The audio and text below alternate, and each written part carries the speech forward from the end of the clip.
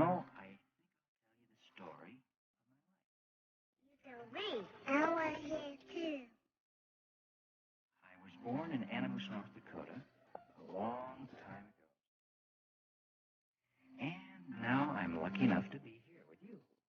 Yeah, but what's happened to the big tree? Well, it went pretty much like this.